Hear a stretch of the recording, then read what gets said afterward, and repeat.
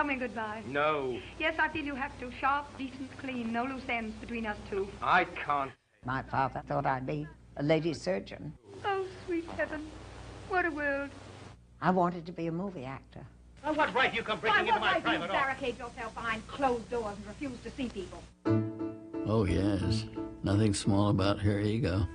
My father always said that his children were never satisfied unless they were the bride at the wedding or the corpse at the funeral.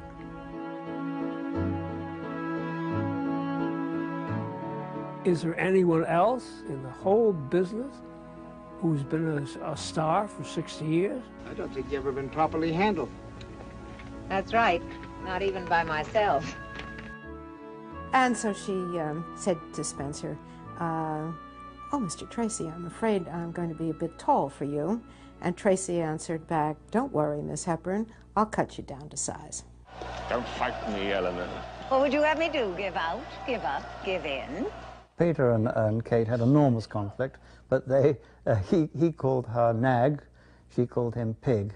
Then what you said to me back there on the river was a lie about how you never could have done it alone and how you lost your heart and everything. You liar. This is not a persona that she made up. This is truly what the woman is. What you see is what you get. It's Katharine Hepburn.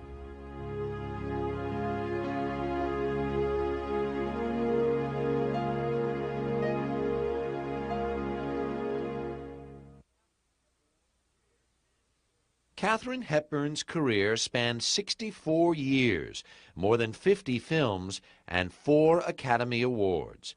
She took on Hollywood and in the process became a legend, sometimes irascible, frequently outspoken, and always unpredictable. I don't think I'm an eccentric. No, I'm just something from New England that was very American and brought up by 2 extremely intelligent people who gave us a kind of, I think, the greatest gift that man can give anyone, and that is sort of freedom from fear. Katharine Houghton Hepburn's life began on May 12, 1907, in Hartford, Connecticut.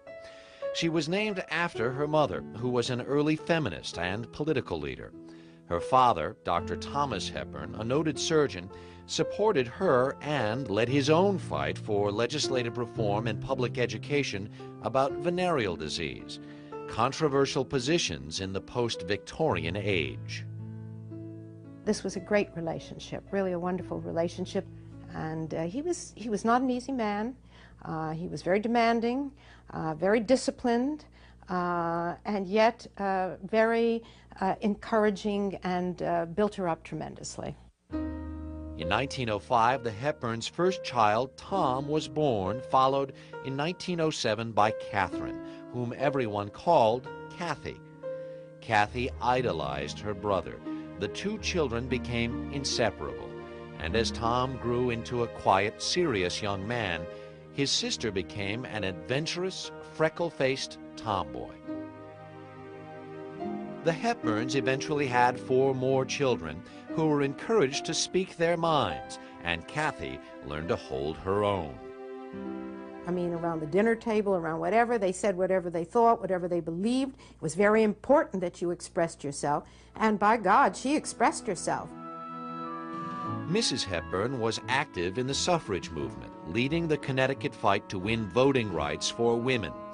Kathy frequently accompanied her mother, passing out brochures and marching in parades. Mrs. Hepburn eventually turned down an offer to run for the U.S. Senate. The Hepburns were leaders in radical causes, causes which were not popular in conservative Hartford. Neighbors threw bricks through their windows, and the children were frequently forced to defend themselves in fights. I think it made me determined. It gave me a nice big chip on my shoulder, so I thought, God damn it, I'm going to go out and mount to something. The Hepburns kept a summer home in Fenwick, an exclusive shorefront community in southern Connecticut. The beach house became a gathering place for the entire extended family, Hepburns, Houghtons, and friends.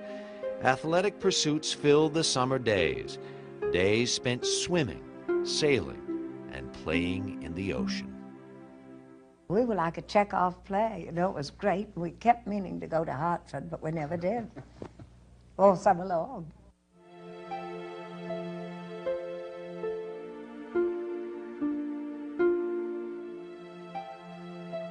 In the spring of 1921, 12-year-old Kathy and her older brother Tom set off to visit their godmother in New York. On the morning they were to return home, Tom did not appear for breakfast. Kate said, well, I'll go up and call him. He must have been sleeping. She goes up to his room, and at first when she opened the door, she didn't see him. What she saw was a curtain hanging loose because the curtain tie had been taken off of it. And then she saw the shadow come in front of her, and she turned around, and there was Tom, and he had hung himself with the curtain tie from the rafter of this room. Tom was dead, his feet curled beneath him, clearly able to reach the floor. He had forced his own strangulation. Mrs. Hepburn heard the news at home in Hartford. Well, I was sitting in the dining room, and the call came over the phone that Tom had died, and Mother just slumped on that table.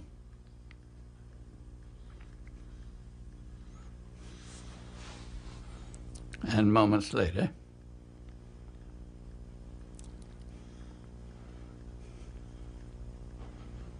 she regained her composure.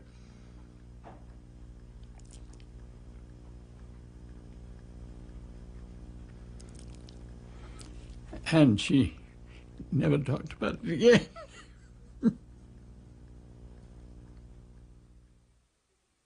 Dr. Hepburn refused to believe his son's death was a suicide. He announced to the press that Tom had died while practicing a stunt, a fake hanging staged for effect. Her brother's death had a profound effect on Kathy. For the next 3 years, she withdrew and became nervous, suspicious, solitary. She refused to go to high school and finished her education at home. She even adopted Tom's birthday, November 8th, as her own. Kathy tried to take her brother's place in the family.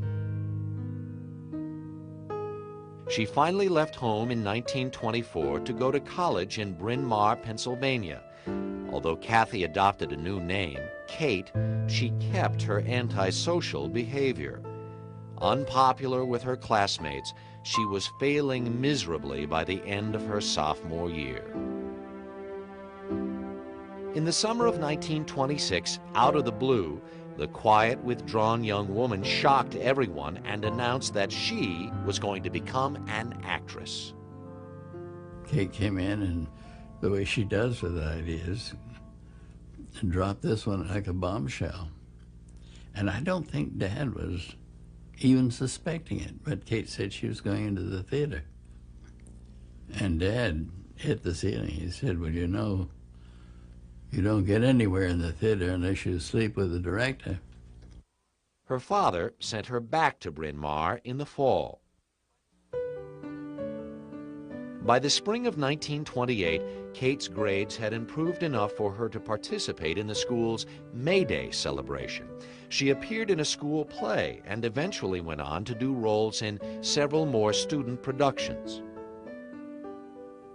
In her senior year, Kate met 28-year-old Ludlow Ogden Smith, whom she called Luddy. Luddy lived near the campus and belonged to a social group that appealed to Kate. Luddy came from a blue blood Philadelphia family. He was very charming, rather effete looking, but a bit of had a matinee idol profile, you know, very, very, very, very good looking. And Luddy adored Kate. Kate graduated from Bryn Mawr and set out for New York to become an actress. By the end of that year, Luddy proposed, Kate accepted, and the couple were married. In New York, Kate immediately attracted attention, more for her style than her acting. Dressed in casual clothes and adopting a free-spirited personality, she became a regular in nightclubs and cultivated a position in cafe society. Kate was certainly not your typical young actress trying to make her way on the stage. She came in thinking star from the very beginning. She never could see herself in a position of being in the background or being in the chorus or being whatever. Kate began to land a series of acting jobs in the New York theater, but her lack of training and an outspoken attitude had an effect. In just 2 years, Kate was fired from 4 productions during rehearsals, never making it to opening night. Well, I think, like many, many unique actresses who bring something fresh to the theater, she had a difficult time having that recognized. She was different, and if one is different, it's difficult for people around to accept that easily. They have to get used to it. Kate did make it to Broadway in 1932, playing an Amazon queen in The Warrior's Husband. Wearing a costume that accentuated her long legs, Hepburn leaped down a flight of stairs with a stag slung over her shoulder. She took this stag, she threw it onto the ground, and then her leading man was standing right there, and she jumped in and she wrestles him to the ground. And it was astounding. I mean, no one ever saw a woman do anything like that on stage. Sweet dear, sweet dear. Tell me goodbye. No. Yes, I feel you have to. Hollywood took notice. Director John Ford made this screen test of Kate, but nothing came of it. Oh, sweet heaven. What a world. Then George Cukor ordered a test. Kate directed it herself. And I had made myself up with true modesty. I'd never done it before, and fixed my own hair with my usual modesty, and picked the material. And I put a glass down, and George said the acting was idiotic, but you put a glass down and listened with great tenderness and emotion, and I was hired. Cukor offered her the lead in his new film, A Bill of Divorcement, and soon Kate Hepburn, Broadway actress, was on her way to Hollywood to become Katharine Hepburn, movie star. I hope. Katharine Hepburn arrived in Hollywood in 1932 to make her first picture, A Bill of Divorcement. She left her husband, Luddy, behind in New York. She was just determined to be not just an actress, but an actress and a great star. And her life had gone in another direction from Luddy's. In A Bill of Divorcement, Kate played Sidney Fairfield, a young Englishwoman who learns of her father's descent into madness and renounces her own happiness to stand by him. John Barrymore played her father. Producer David O. Selznick constantly worried about Kate's performance during filming. He was convinced she would be a flop. She was quite different and odd-looking and beautiful and eccentric, and as a person wildly sort of independent. And I don't think they'd ever seen anything quite like her. George Cukor, the film's director, soon became great friends with Hepburn. He felt he saw something special in the brash young actress. He saw in Kate immediately a quality that he had seen in many of the other great stars that he had directed. Greta Garbo, Joan Crawford, a lot of these stars. He saw this quality of this unusual, strong-willed woman. The public agreed. You can't stand even the first glimpse of the truth. Darling, it would be dangerous for me to marry. When A Bill of Divorcement opened, audiences fell in love with Hepburn, and so did the critics. She told him she loves him. I heard her. You mustn't. I'm done with her. Get them out, I tell you. Get them out. You mustn't let yourself go like this. At once. or I'll kill it. Kate's performance earned her a long-term contract with RKO. She followed her debut with Christopher Strong, the story of a daring aristocratic aviatrix. During filming, she began an affair with her agent, Leland Hayward. Hayward was married and a well-known ladies' man. He looked a little bit like some of those sophisticated cartoons in the 1920s in the New Yorker and so forth. He was very intelligent, extremely charming, and on top of which, he was an agent, and he believed in her. Kate continued her flirtation with Hayward and kept her marriage a secret. Luddy patiently waited for her to return to New York, convinced that her affair with Hayward and her career in Hollywood would soon be over. But Hollywood was enamored with Kate. Her uncharacteristically gentle performance in Morning Glory, only her third film, won her the Academy Award in 1933. She followed that with a dazzling performance in Little Women. Kate stunned audiences by creating a perfect image of a modern, independent woman. In late 1933, riding high on her film successes, Kate prepared for a triumphal return to Broadway. She chose a play called The Lake, directed by legendary producer Jed Harris. Harris was known for his cruel treatment of leading ladies, and his handling of Hepburn was no exception. Her performance was a famous disaster. I walked through the opening night in a state of absolute paralyzed terror. And I kept praying, kill me, Lord, just kill me, strike me dead, strike me dead.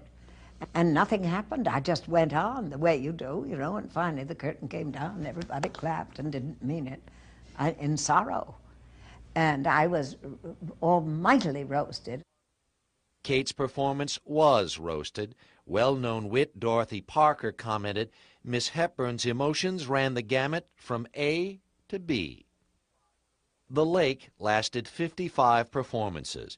When Jed Harris announced his intention to take the show on the road, a horrified Kate offered to buy her way out.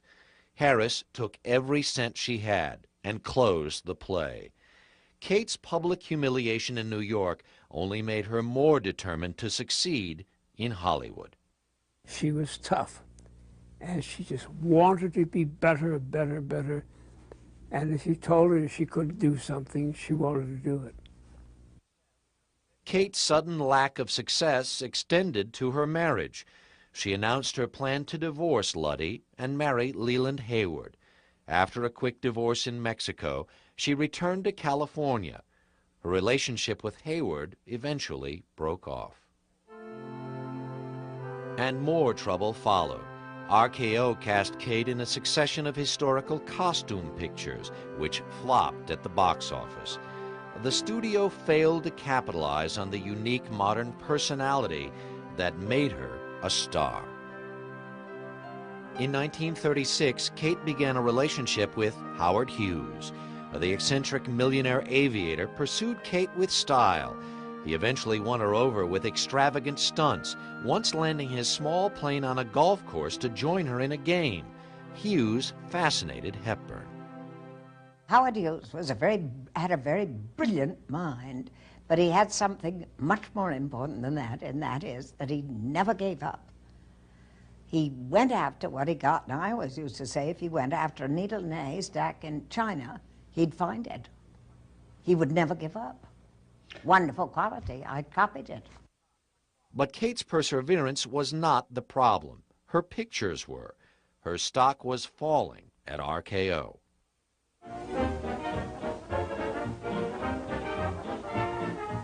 Stage Door, made in 1937, was originally intended as a Hepburn vehicle, but the studio added fast-rising star Ginger Rogers to the cast as box office insurance. Don't think I intended to borrow it or anything. I just wanted to see how I'd feel in one of these things. Do you feel very different? I'll say. Well, why don't you wear it? Do you mean it? Oh, why not? You may as well go to petition in ermine. You're sure to come back in rags. Now, what right you come breaking into my private office? Barricade yourself behind closed doors and refuse to see people. Hepburn turned in a great performance as a society girl actress cut down to size by her roommates in a theatrical boarding house. Stage Door proved to be another box office flop. Bringing Up Baby with Cary Grant was hailed as her best performance to date. The picture lost $365,000, a lot of money in 1937. RKO finally lost faith in Hepburn and began to loan her out to other studios. Kate knew her time was up when she was offered a B picture called Mother Carey's Chickens. She decided to part company with RKO and bought out her contract. The same day, theater owners ran ads in trade papers labeling Hepburn box office poison.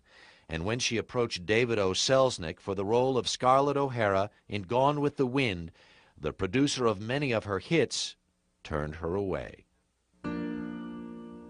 After 15 films in 6 short years, her career seemed over.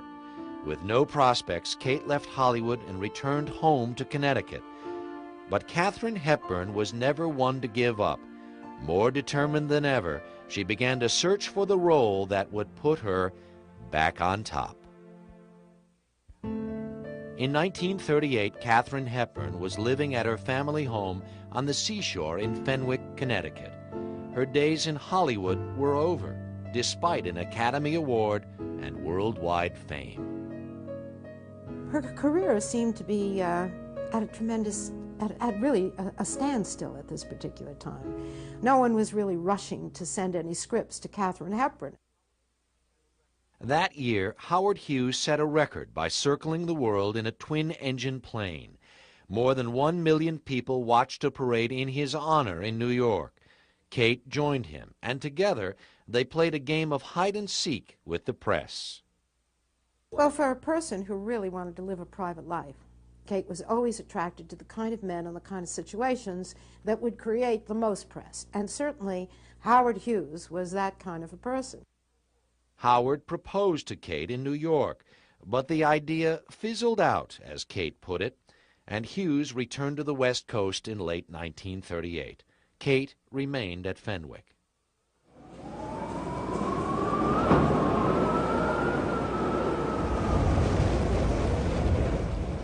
In September, a ferocious hurricane struck the Connecticut coast. The beloved Hepburn house was literally washed away. In the aftermath, Kate and her family picked through the rubble and only managed to retrieve a few dishes and trinkets. Dr. Hepburn immediately built a new, larger home on the beach. By the end of that year, Kate finally thought she'd found her comeback script. Her friend, Philip Barry, finished a play based on the Hepburn family. He called it The Philadelphia Story. The leading role of rich society girl Tracy Lord was written specifically for Hepburn. When the play opened on Broadway in early 1939, Kate desperately needed a hit to reestablish her career. A friend of George Cukor's came to the opening night and he said, "Oh, I hope Kate doesn't come on and be sweet. I hope she's rude to everyone." And I came on and I was rude to my mother about all the wedding presents I'd been given. And he was delighted. And it went well. Lucky. The New York critics loved her. Katharine Hepburn was a smash. And to ensure her return to Hollywood, Kate convinced Howard Hughes to loan her the money to buy the film rights.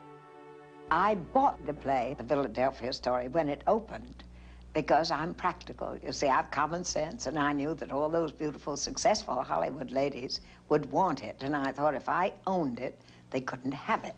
And eventually it was so good that they'd finally have to have me with it. Kate succeeded in her plan, making a deal with MGM's Louis B. Mayer. She asked for Spencer Tracy and Clark Gable to co-star with her. Mayer offered Cary Grant and Jimmy Stewart. To get a star is extremely difficult. To get 2 stars is twice as hard, and to get 3 stars is almost unheard of. I mean, what pictures are made even today that have 3 important stars? Very few.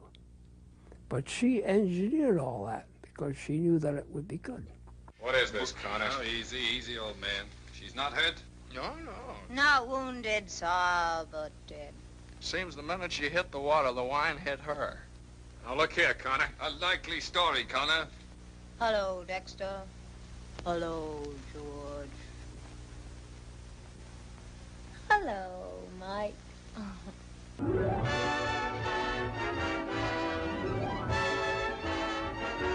Katharine Hepburn made her movie comeback in The Philadelphia Story.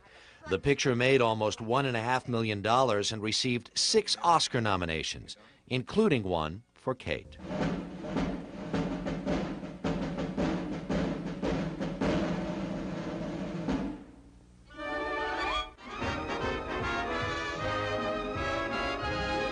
Suddenly, she was a brand new star in Hollywood, really, because the role in Philadelphia Story set up Kate in a different mold. She was now a different personality. One saw the strength, and we saw as well the arrogance. I used to be afraid of that look.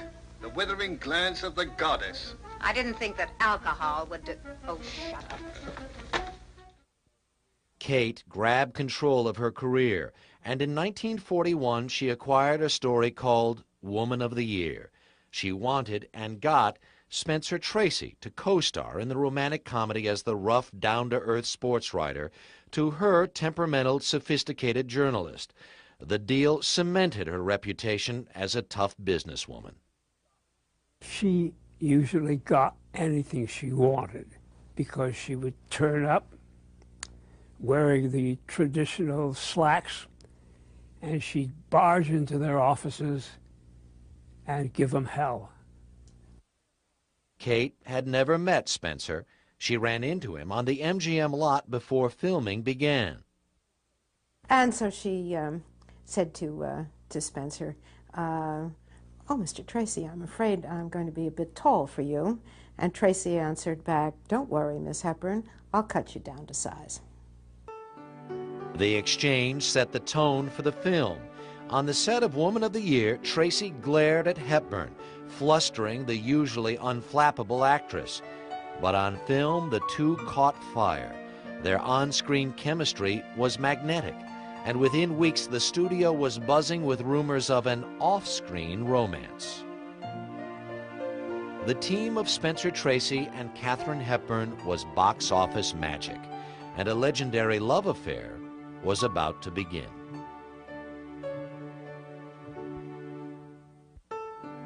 The success of Woman of the Year established Spencer Tracy and Katharine Hepburn as a team, on screen and off. From the beginning, Kate adored Spencer. Tracy was Catholic, married, and the father of 2 children, but he and his wife Louise had not lived together for years. Their son Johnny was deaf, which only fueled Tracy's Catholic guilt. It's no secret to the world that Spencer was a drinker.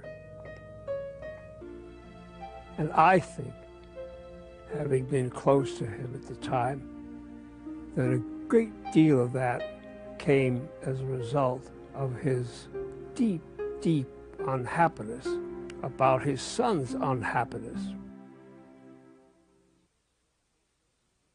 With Spencer, Kate was submissive. She let him take the lead in everything. Family and friends were surprised. Kate was no longer the fiercely independent woman they all knew. I often felt that she was submerging herself to him. I think, too, that Spencer was sort of a younger edition of her father in her mind. I think she admired his ruggedness. Kate began to turn down work to be near Spencer. For a while, her only appearances were in Tracy Hepburn films, and their on-screen partnership was sizzling. Keeper of the Flame, Without Love, and State of the Union established them as the movie's top twosome. Don't you want your rub down? You want a drink? Want anything? What?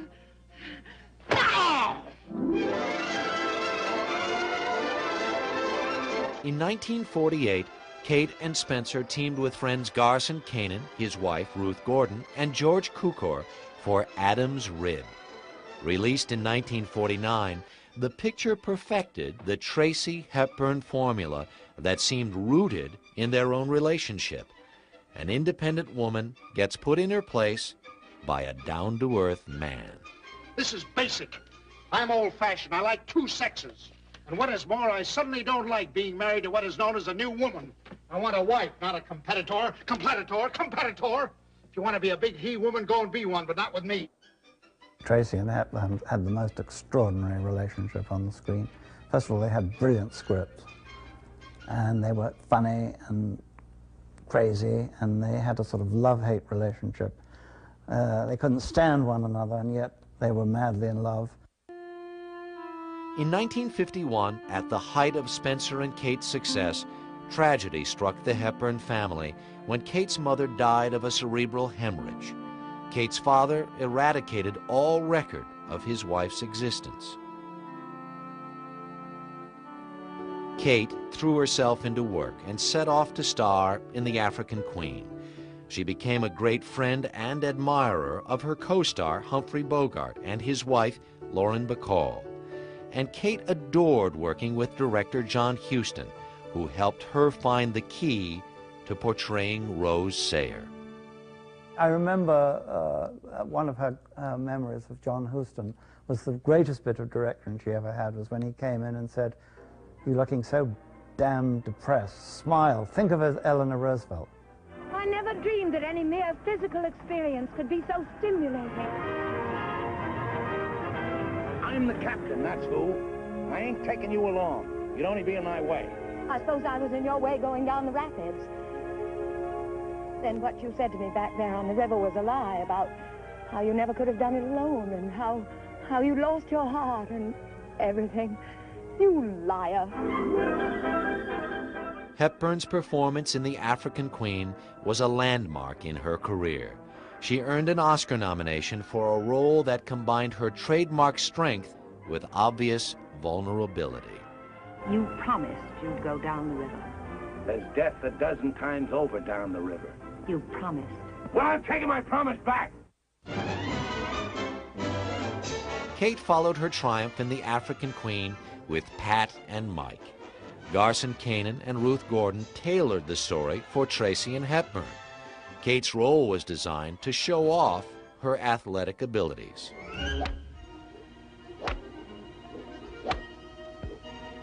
So, well, there's one thing only about us hooking together. That's what I call a plenty long shot.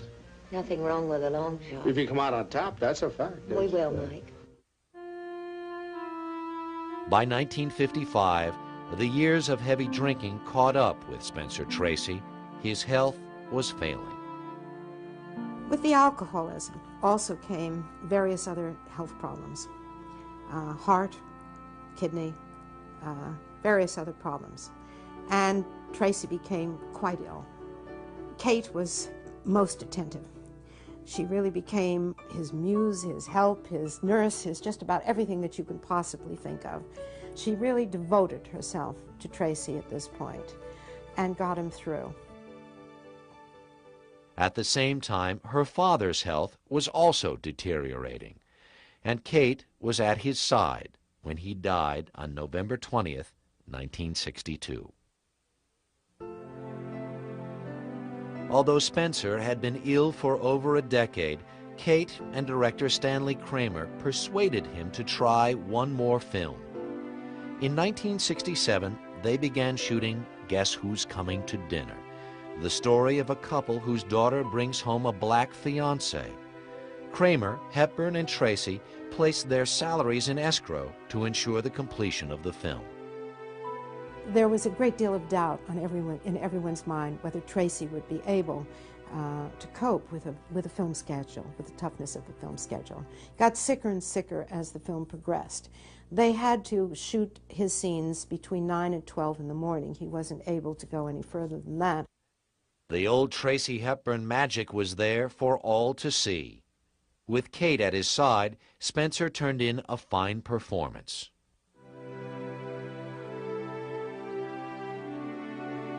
On June 10, 1967, 3 weeks after the film was finished, Spencer Tracy died.